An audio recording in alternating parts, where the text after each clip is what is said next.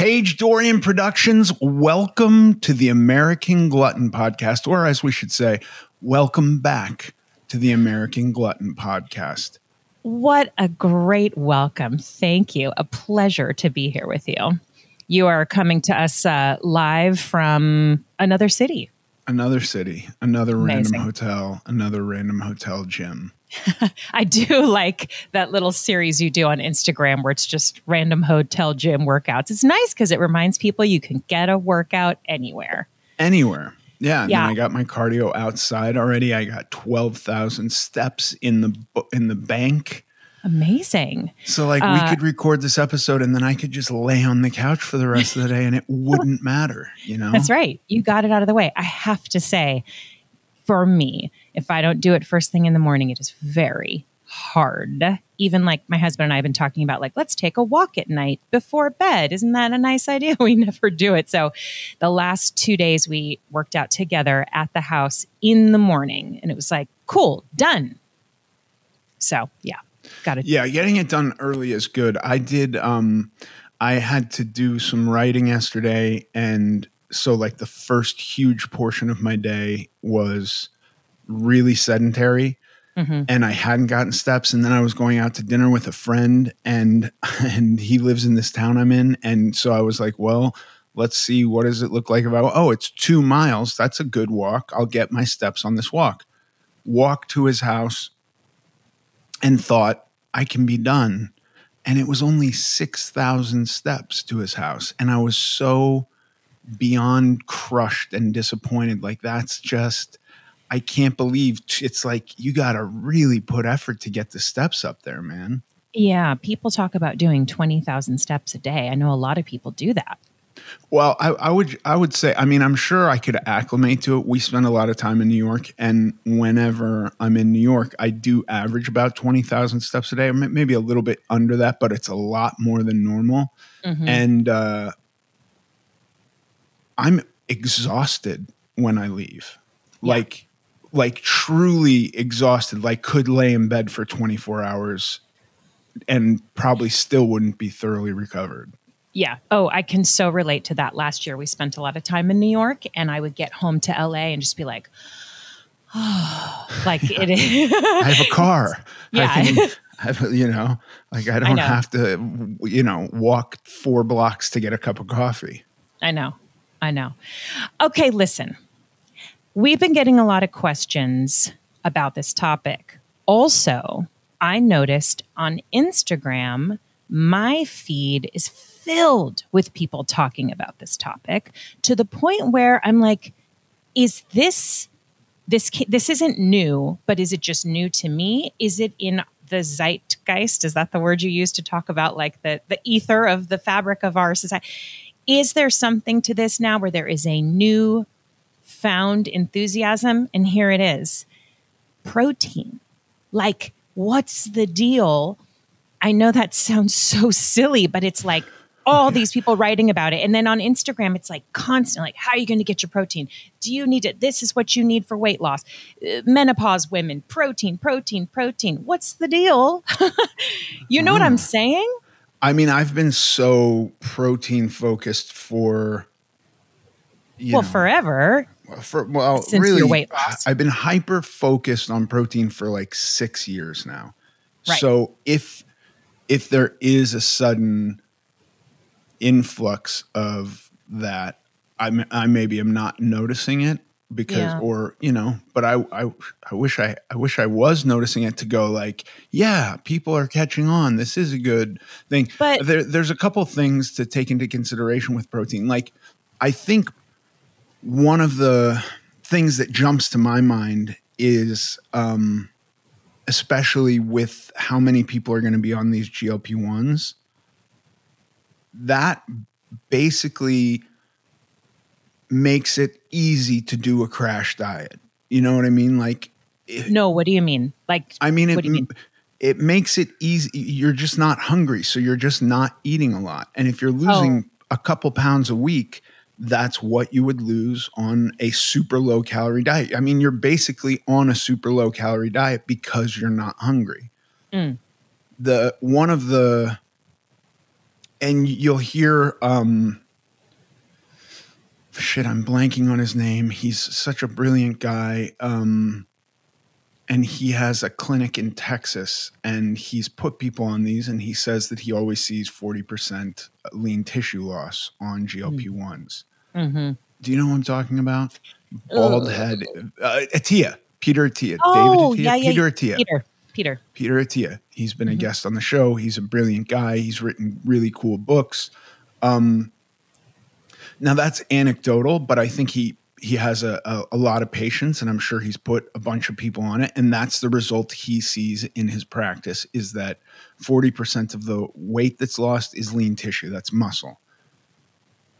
I had that experience on keto, which you would think, like, if you're eating a lot of meat, you're getting a lot of protein. But really, when I would be losing weight on keto, I was losing a couple or a few pounds a week, and I was losing 40% lean tissue. Really putting an effort to get your protein up and get, like, there's some magical figure of like 1.8 grams per kilogram or something like that, or maybe it's 0.8 grams per kilogram. So, I'm blanking on what it is. I now do 1 gram per pound of body weight. That's my goal every day. But you could do, somebody who's 500 pounds, they don't need to eat 500 grams of protein. They could eat 1 gram per pound of goal weight. If they want to get to 200 pounds, eat 200 grams of protein a day. It's very hard for your body to turn protein into fat. Your body doesn't do that very easily. I'm not even sure that it can. I'm sure there's some circumstance where it could, but like your body, it's hard for your body to use protein as fuel. And so your body can turn some of it into glycogen, but mostly what protein is doing is going to repair muscles. It's not an ideal fuel source for your body. So your body can't store it or won't easily store it as fuel. So it's really hard to gain weight by eating an abundance of protein. If you eat an abundance of protein and an abundance of fats and carbohydrates, yes, you'll gain weight. But if you keep your fats and carbohydrates low, eat an abundance of protein, and get into a caloric deficit, that is the best eating recipe to retain lean tissue. Now, you also have to stimulate your muscles a little bit to tell them they're of use and needed. So a little resistance training. But I think that could be why it's becoming more and more prevalent, because one of the effects of a crash diet is that you're losing a lot of lean tissue. I experienced this on every crash diet. I experienced this on keto when I was doing like my low calorie keto, when keto stopped producing weight loss for me, and I was just like kind of starving myself and doing keto. So I was eating no carbohydrates and under eating to get into a calorie deficit. I was losing 40% lean tissue. So if you just go into something where you're taking a shot that's making it easy to undereat by enough of a degree that you're going to rapidly lose weight, right? Not a pound a week for, 100 weeks or however long it would take you to lose 100 pounds, but a few pounds a week, and you don't increase your protein and you don't do resistance training, a lot of it is going to come from lean tissue. Mm-hmm. Not the majority, but like 40%. That's a lot. Mm-hmm. So, okay. So I get what you're saying. Like maybe this topic, and again, maybe I'm crazy, but we have gotten a lot of questions about it. And I'm just going off of like the things I see on social media, but it just feels like, yeah, this has become, because to your point of like keto and all these crash diets, I did every crash diet in the world my whole life. Right. And I never remembered a focus on protein, making sure you got enough or anything like that. Even when I don't know, back in the day, worked out with different trainers or this or that, or like tried things. I don't know. I just feel like it was not. But then again, I suppose I did have some, I worked for someone in the bodybuilding health world for some years. And I would say yeah, now that I think about it, that was very focused on, his protein drinks and all that kind of stuff. So I guess in that community, maybe is it becoming more mainstream now? But anyway, it doesn't matter. But I guess, how does it aid in weight loss if you're, I don't know, how does it aid in weight loss? And also what do you do to get in all those grams of protein? Let's say you need to have 200 grams of protein. It's like, is it just drinks? Is it like, how do you do it?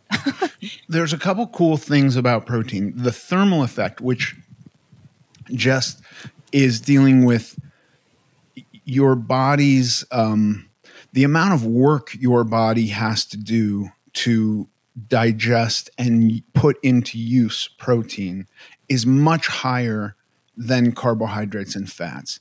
Fat is actually the easiest. You put fat in your mouth and it's going to go very easily be stored as fat, especially if you are in a caloric surplus or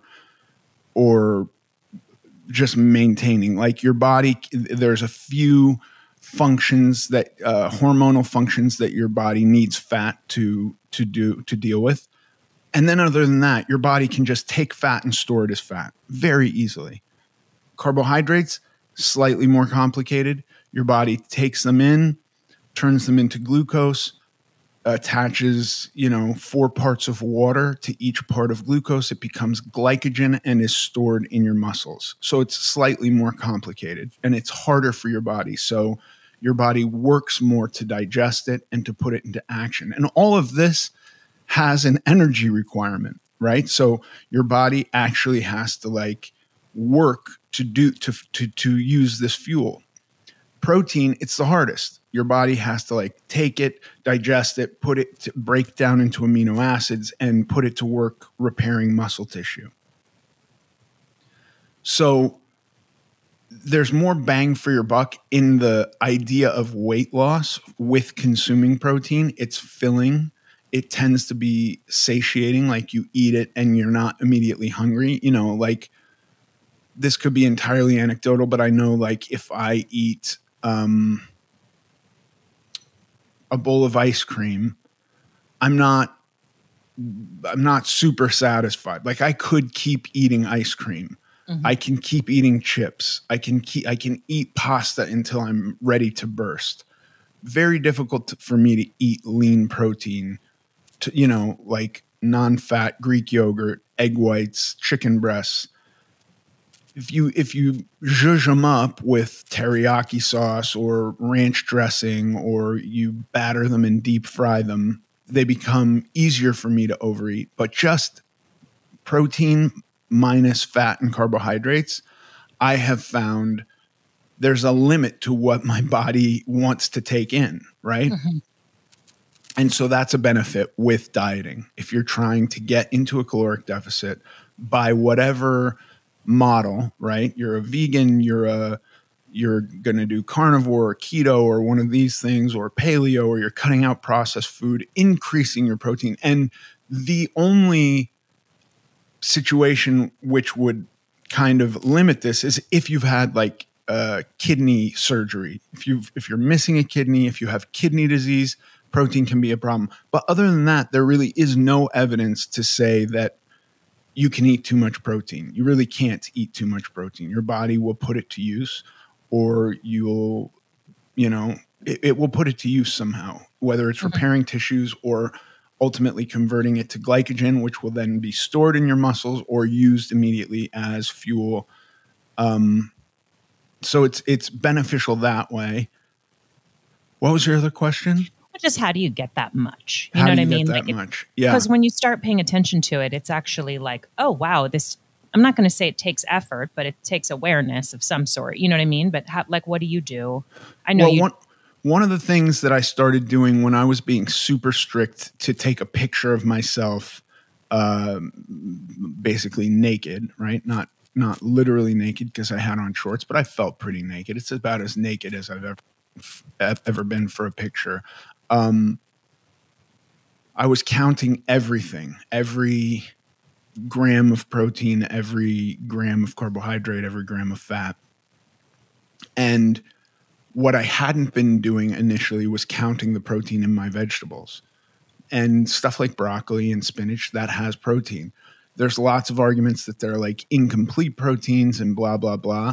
But when you're getting to, you know, your limit, your upper limit, all of that protein counts. You know what I mean? Like if you're only eating 30 grams of protein a day and you're just getting it from broccoli, maybe you're not going to get a huge benefit out of that. But if you're eating 200 grams and you're getting to 170 through, you know, amino acids and whey and egg whites and stuff like that, then the additional 30 from broccoli and broccoli and I don't know if cabbage has protein, broccoli and spinach and kale and stuff like that, that totally counts. So I started counting that and it became somewhat easier for me.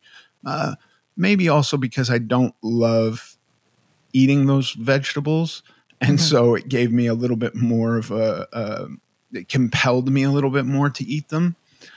But there's, you know, for vegans, I think it's probably slightly more difficult, but there's a ton of evidence that says that you can get plenty of the protein muscle synthesis is super active with things like pea protein and soy protein. And like you can do just fine as a vegan and get plenty of protein. I'm not a vegan, so I haven't searched out a day of like what it's like to eat as a vegan. I did have pea protein once and I didn't like it just because I didn't like the taste, and I think whey tastes better.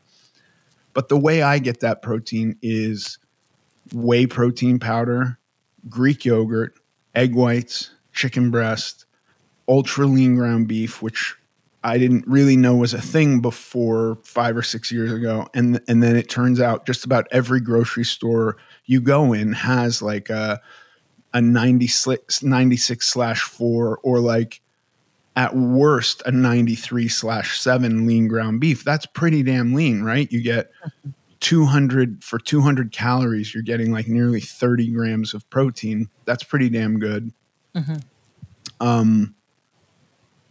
Yeah, that's pretty much what I do. And so like if I'm getting to the end of my day and I somehow haven't hit my target, I'll just put some whey protein in water and like if 25 grams isn't going to do it at the end of the day, I'll do 8 ounces of Greek yogurt in there too, you know? And Greek yogurt is amazing. Tons of protein. Well, yeah. And also, I don't know, personally, sometimes I'll do 2 scoops of protein powder instead of 1 if I'm like, okay, it's just going to be an extra chocolatey shake or whatever. But yeah, so, and is there any difference for men than women or not at all? Not that I know of, to be honest with you. I'm always encouraging Brandy and the girls to get more lean protein, especially when they start to think about diets, which just seems to be such a ubiquitous topic at my house. You know, every girl always, you know, has questions about this and is thinking about this. And I don't mean every girl in the world, all the girls that I'm in close communication with. This is a very frequent topic, and I always encourage to just increase your protein if you can. I think it gets tricky because sometimes people, or like one of my kids would be like, okay, increase protein. So I'm going to have a ribeye steak. And then I have to go like, hold on. We really have to think about this. Is there, you know, and it's to the same level where one of my kids would call a Dorito a carb, right? If you actually look at it, there's equal amounts. You're getting equal energy from carbs and fat in a Dorito and very little protein. So with something like a ribeye steak, I say like, when you eat a ribeye steak, where's the majority of the energy that your body is taking in coming from? And I believe in a ribeye steak, the majority is going to be from fat, not from protein. So you got to be aware of that. Most protein sources, like a whole egg, has great protein, but it also has a ton of fat. Parmigiano Reggiano, which is like the highest protein cheese other than cottage cheese, which I don't really think of as a cheese. That's just like curdled milk. Parmigiano Reggiano has like 11 grams of protein per serving, but you're still getting more energy from fat out of that serving than you are from protein. Chicken breast still has a little bit of fat in it, but if you take the skin off, it's super lean. It's a great source of protein. Egg whites and whey protein are pretty much the only things that have zero fat, and like 0% fat Greek yogurt. But with 0% fat Greek yogurt, you got some carbohydrates. You know what I mean? So you got to be aware of those things, like in trying to get your protein. You also tend to be getting other stuff too, unless it's like a whey protein that has 0 carbs and 0 fat, which you can find. But like even I think the American Glutton protein powder has a couple grams of carbs in it per serving. So yeah, it becomes slightly tricky in that way. Do you think like how important is it to be, what is the word? If a person is just trying to focus on sticking to a plan and getting dialed in and okay, I need to increase my protein, all that, like how specific do you have to be? Like you've just gone over, there's a little bit of carbs in this and there's not a lot of fat in that. And like, because for me and maybe people like me, like it can be a bit confusing and just so much attention has to go into the exactness of it all. And like how intense do you need to be on that? I think that the intensity, I think like when I think about diets, I don't think it's ever a linear thing, right? And this was a big problem I had for so long. I just wanted one thing, like I'll change one thing and be done and then coast, you know? Don't eat bread or don't eat carbohydrates. Good, I'm done. I will just not eat carbohydrates.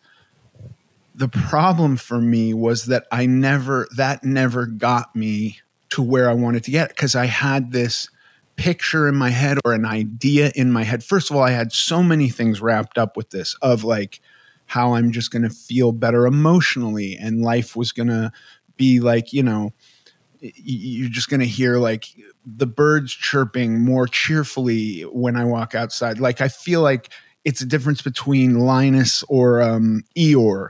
And there's like a dark cloud. Who was the guy who had a dark cloud? Maybe Linus. I think it was Pigpen had the cloud. Like I felt like I was Pigpen, and that dark cloud was not just dirt because Pigpen was filthy, but like it was like life was dark and dim, right? And I thought I'm gonna lose weight. The dark cloud I'll finally be able to wash that filth off me. That weight was the filth, and I'll emerge into some kind of utopia where, you know, little Bambi is whistling a beautiful song to me from some like Disney scene that I remember watching as a kid, you know, like that was what I imagined. And I never investigated these ideas internally. I just had them. I'll lose weight and life will be better. And then I wanted one thing. I wanted the easiest, most uncomplicated thing. I think in the beginning, as a step one thing is perfectly rational. But the idea for me would have been more ideal if I'd gone, this is just step one. And it's going to be many steps. There's lots to do. But step one is going to be whatever. And it can be anything. Don't eat bread. Fine. That's a fine step one. Don't eat processed food. Don't drink your calories. Don't eat while you're watching TV. Don't eat after dinner. Don't eat after dark. Whatever. Like these are all hypotheticals. Whatever step one is for an individual, but it's just step one. I don't think step one ever will take you all the way. I don't know of anybody who has. I don't know of a single person who has done one adjustment, whether it's incredibly radical. And I mean, even if it's like, I'm just going to eat 1,000 calories a day, right? Okay, let's see how far that gets you. And maybe you lose every pound you want to lose, and you've burned through, and you've lost 100 pounds by eating 1,000 calories a day, 40 of which is going to be muscle. And I would be willing to bet anybody that does that has very little energy, has slowed down a lot, probably is feeling lightheaded when they stand up, is cold. But, you know, I'm still a very big guy, and I prefer the cold to the hot. But I know that when I'm dieting, that cold that gets into your bones and won't go away is uncomfortable, right? Mm-hmm. Mm-hmm. And this is what my wife tries to remind me every time I get into that cycle. She's like, this is how I feel all the time living with you. I'm always this cold. And I'm like, put on a sweater or move more or eat more. I don't know what to tell you. Like, this is not my problem. I can't take my skin off. You can put a sweater on, right? But then when you're withering away from being still and not eating, and the furnace within you turned way down, and the cold creeps in and you can't get rid of it, it's uncomfortable. Standing up and nearly blacking out is uncomfortable. I would become so hyper fixated on food. That's all I would think about. I would have food dreams. My sleep would suffer. I wouldn't sleep well. Like, so there's a lot. So, okay, you're on 1,000 calories a day. You lose 100 pounds, 40 of it's fat. You now feel like shit. Are you going to stop? And when you stop, do you expect to maintain that weight loss? Like, there's so many other factors to take into consideration. So like day one for a guy who's 500 pounds, I wouldn't worry about any of this macros and I wouldn't even worry about calories, to be honest with you. On day one for somebody who's 500 pounds, make one adjustment and make it and stay with that one adjustment for a while. And I don't know what the adjustment is. I just listed off a few. Pick one of those if you want, or examine your life and go like, where am I having problems? Am I binge eating? Okay, how about I just don't binge eat?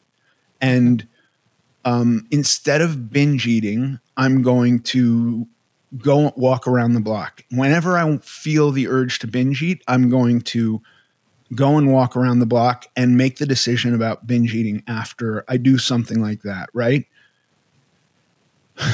And then once you have that installed as a habit, which could take 40 or 60 days, right? It's not quick.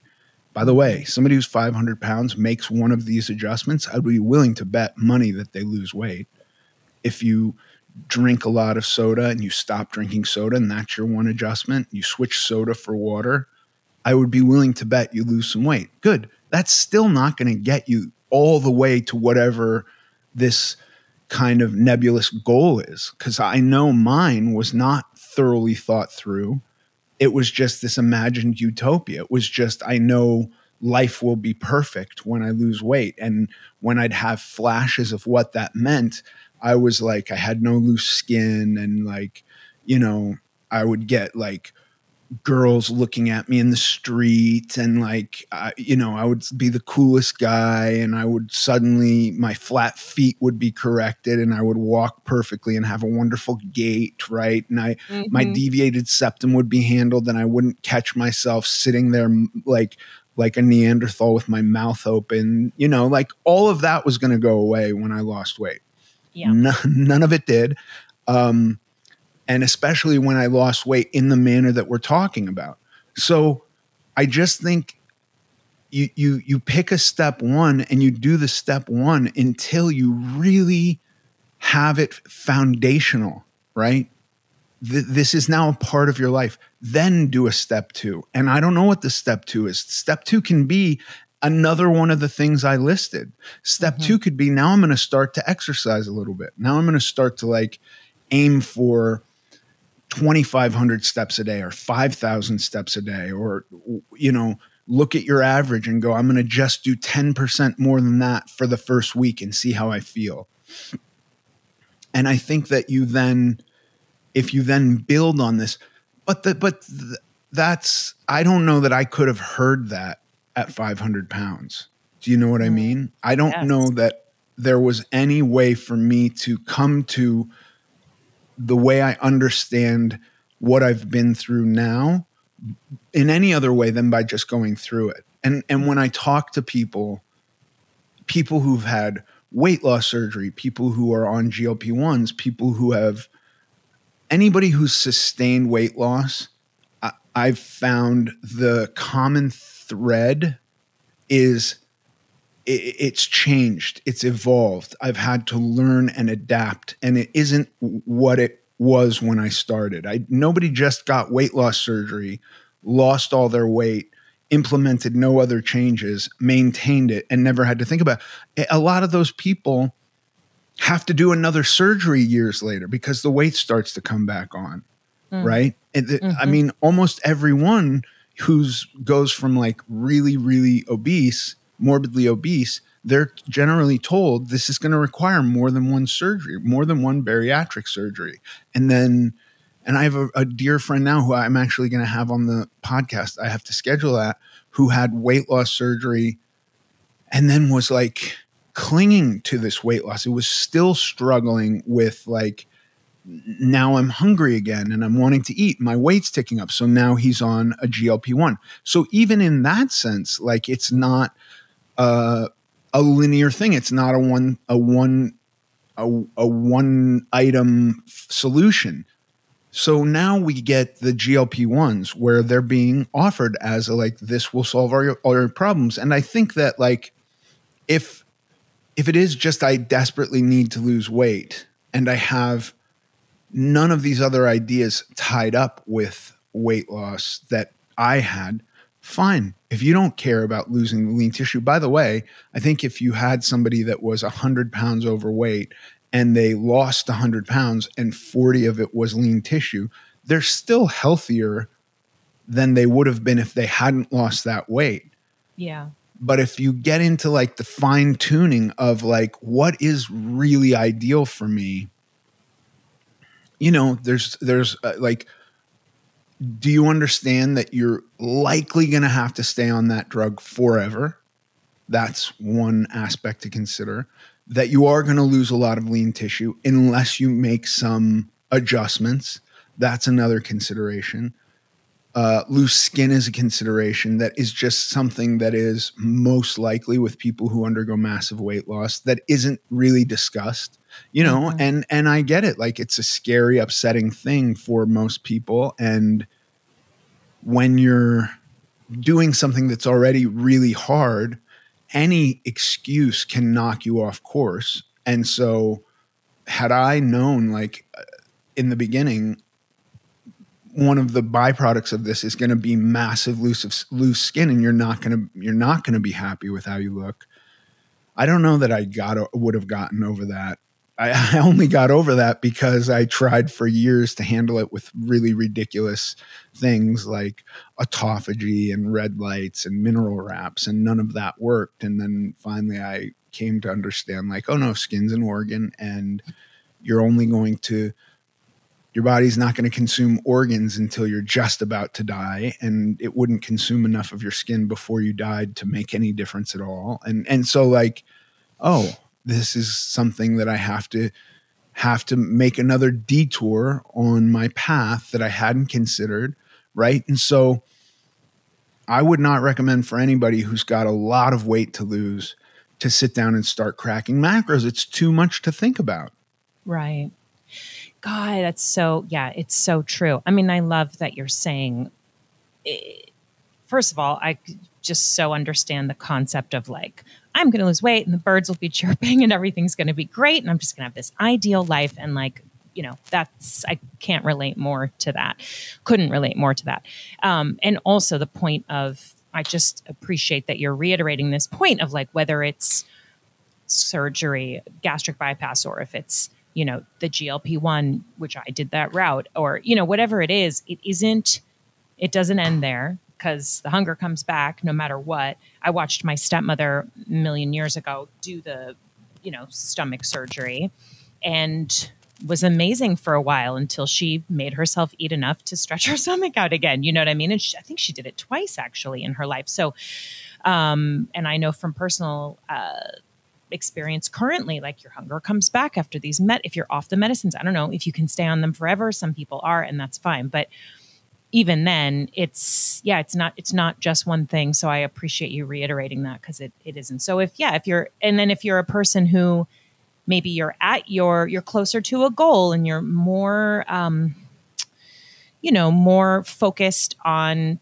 very specific change and whatever, altering these smaller things, then maybe, like to your point, you pay a lot more attention to your protein grams and where they're coming from. The macros. Well, yeah, but but to that point, that was fine tuning. I lost 200 pounds.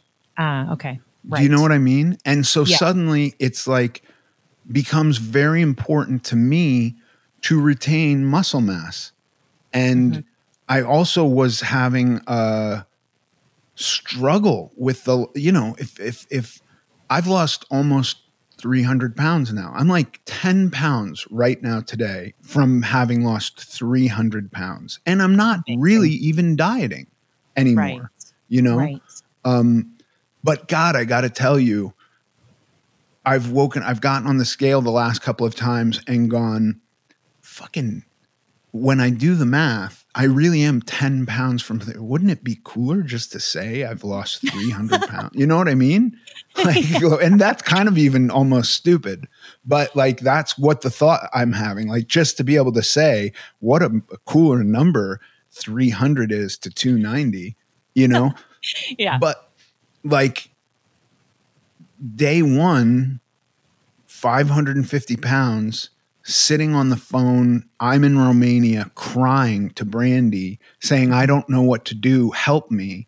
And she miraculously pulls out of her ass, don't eat bread.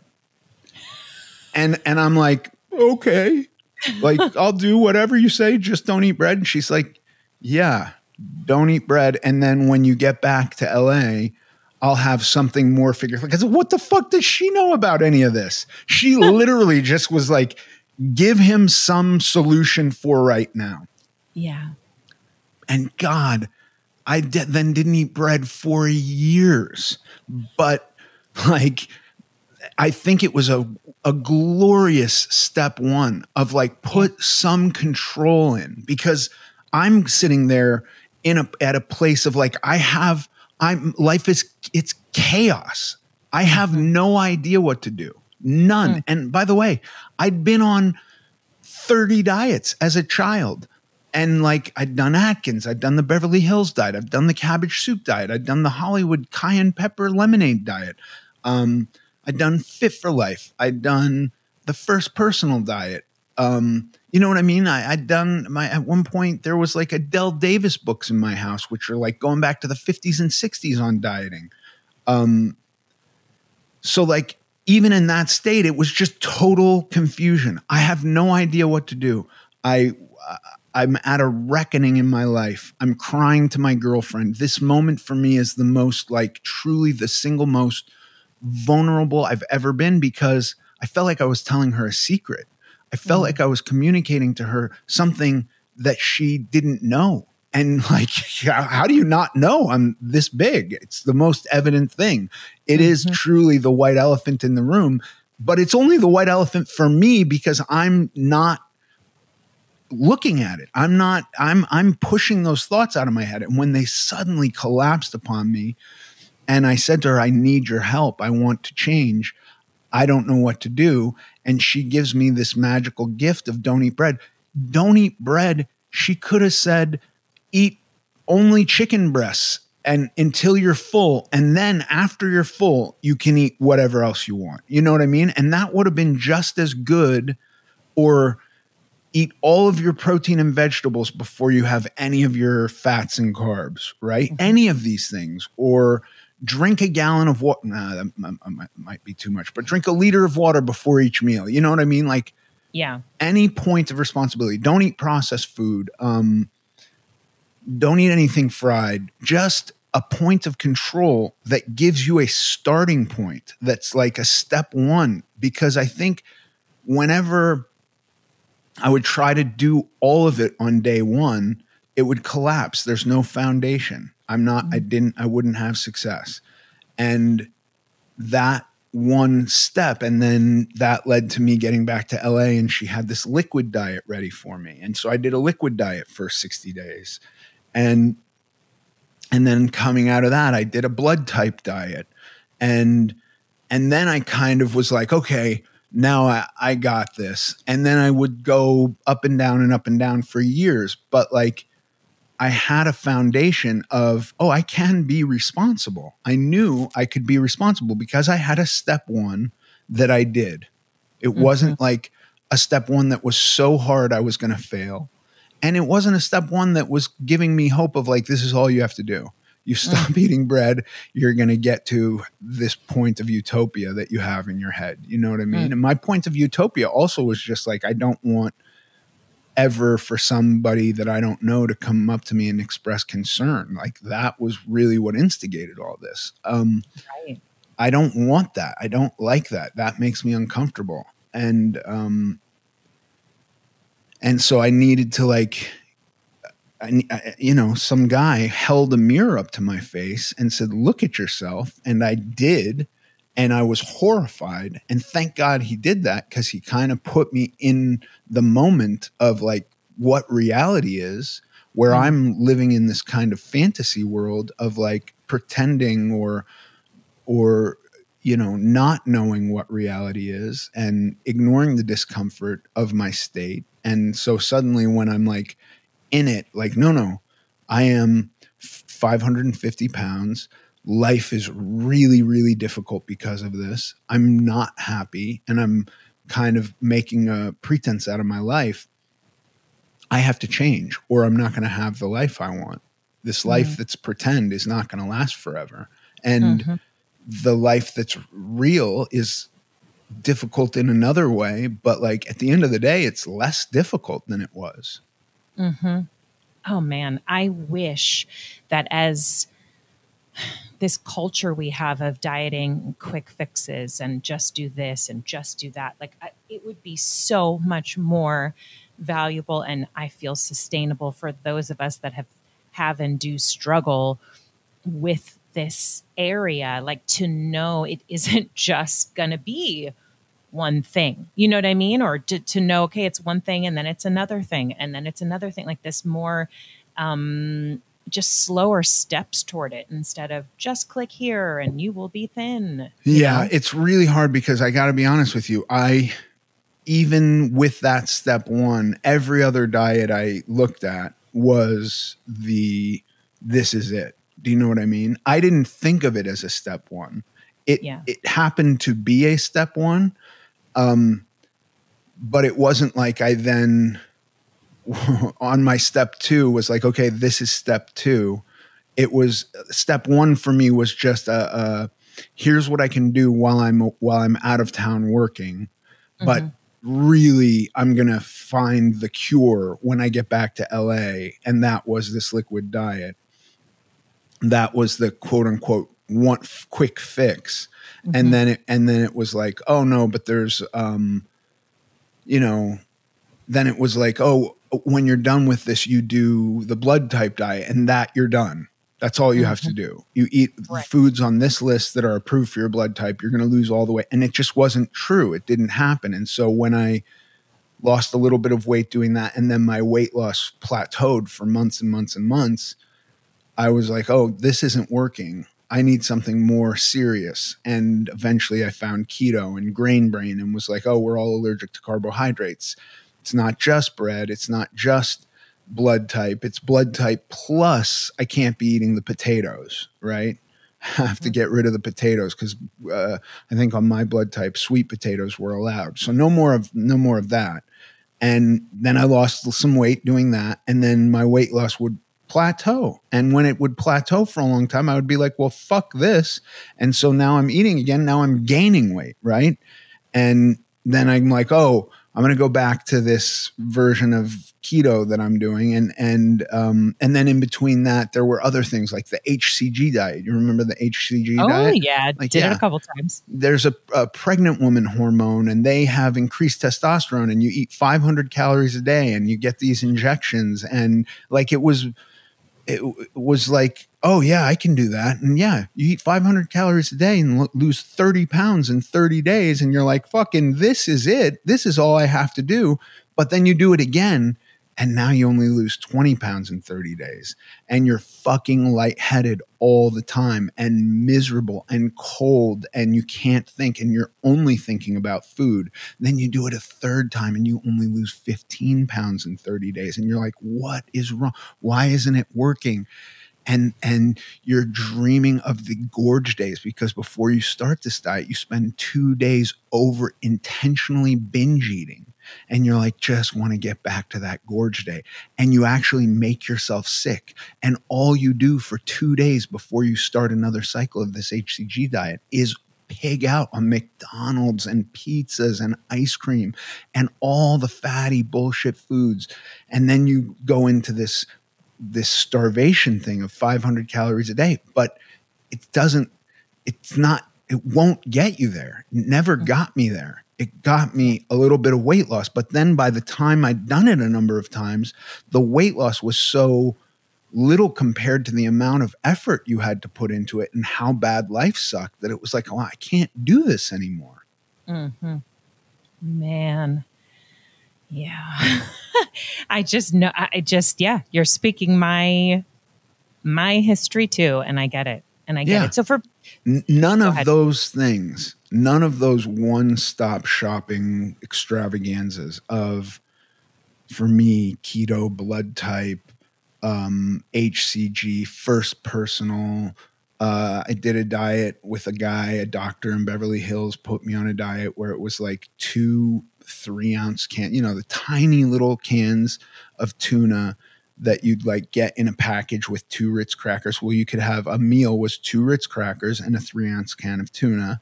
And you ate that twice a day. And for a snack, you'd have like 4 almonds, literally 4 almonds.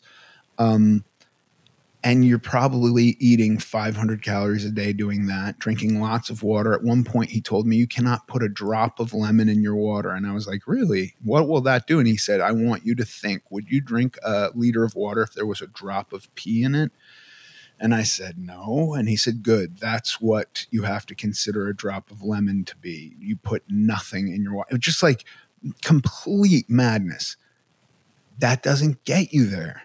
It doesn't, because you can't do that forever. And the minute you're not doing that, your weight comes back. And doing that is fucking miserable. So like if you're 500 pounds, no, you don't have to fucking worry about your protein and all of that. Make one change, do that for a while, make another change, do that for a while, build on that. Eventually, yeah, you can start counting calories or counting macros, or, understanding how much energy your body needs to exist, and then what a deficit is. That's all fine, but I would not say day one you have to do that. You can if you want to, but I think the most important thing is to know, like, I don't think any of this is linear. I don't think it's one thing. I think it will change, and I think anticipating that and going into it with the idea. But again, it's hard. I couldn't have, like, if you had said to me, this is step one, there are going to be 1,000 steps, and I can't tell you what they all are because we don't know, because you're an individual and you're going to have to learn and you're going to have ups and downs.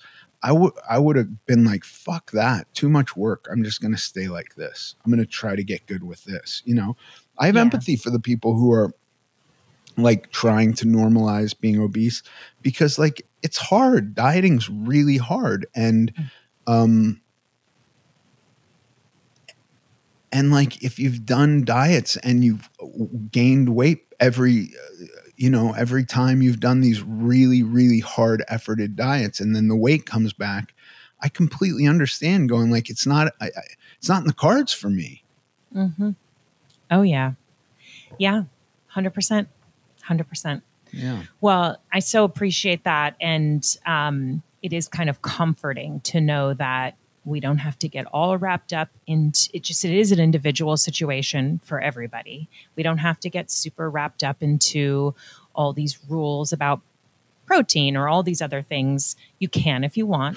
Yeah. Like that. I would say like a step one for somebody could be just hyper prioritize lean protein.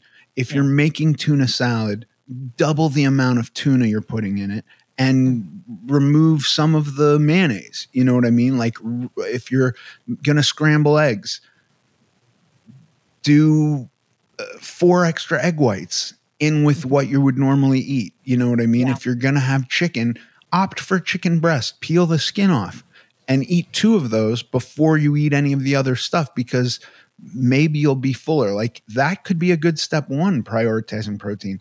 Ted Naiman, who we've had on the podcast, has a lot of data on his postulate is basically that we are under consuming protein. And if we up our protein intake, it will satiate us to the point that we're not overeating. So there could be something to that. That could be a great step one, just increasing your protein, and not super difficult. We're not taking anything away. Just add some 0-fat Greek yogurt, egg whites, whey protein, chicken breast to your meals. Just do that and eat that first. Not the end of the world. Love it. Thank you for your thoughts on protein and everything else you said. Appreciate it.